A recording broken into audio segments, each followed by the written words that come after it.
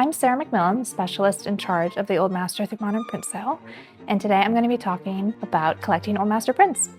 So what is an Old Master print and why should you collect them? So an Old Master print is anything that was created at the beginning of European printmaking, which started in the mid-15th century through the 18th century.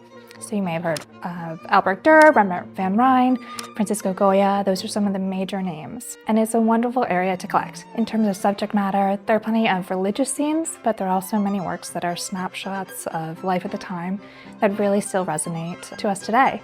And there are also historically important prints from Albrecht Dürer's masterpiece engravings to works by Jacques Callot. So what's the difference between an engraving, a woodcut, and an etching? Those are the three types of prints that were made during this period.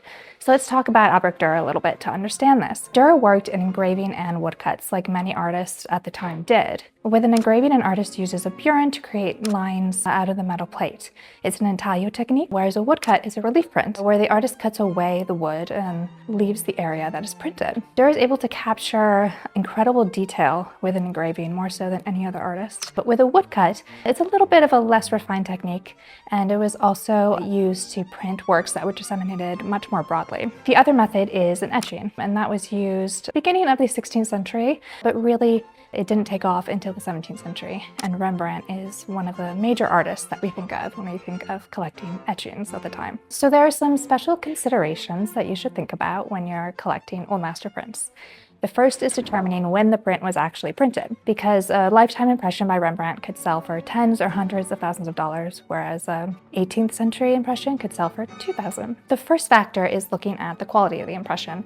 An early impression will have incredible details and wonderful contrast, but the etching plate wears down over time. The same with a woodblock. A woodblock will have losses, cracks, and wormholes over time, so that's going to help you determine the age. The other thing is thinking about and figuring out what the state of the print is. The plates themselves are valuable commodities, and they were often sold after artists died, and so you see prints being printed after the artist's lifetime. Unfortunately, the publishers had to figure out how to keep these images printing well, and they used printmakers to go back and redraw lines and continue to print them. So you end up with various states. Luckily, there's a lot of reference books out there, particularly on Rembrandt and other artists, and you can determine the state of the print, which will ultimately help you determine when it was printed. Another important factor in determining the value of an Old Master print is, of course, its condition. So typical condition issues that we see tend to be tears, losses, skinning, ink infill. These are all things you should be looking at when you're looking at a print here at Swan or any auction house. And you should also think about the provenance. Many of these works have collector stamps on the back, and you can often find out who owned this work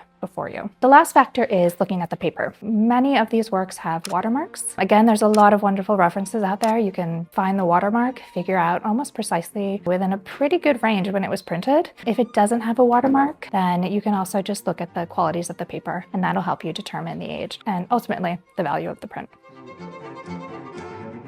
So beyond Dürer and Rembrandt and Goya and Piranesi, who are some of the artists you could be looking at to collect? Well, those are the biggest names, but there are many historically important printmakers whose works are available here at Swan. Henrik Holtius is a Mannerist artist who's really known for his technical mastery of engraving. Really a rival, although he worked a little bit later, but a rival in terms of the quality of his work to Dürer. Jacques Callot is another of my favorite artists who was one of the premier printmakers at his time, worked in the Florentine court, even inspired Rembrandt. Rembrandt, as a young artist, was looking at his prints and very inspired by him. So there are women printmakers as well. Diana Scultori is the one that really comes to mind. She was working mostly in Rome.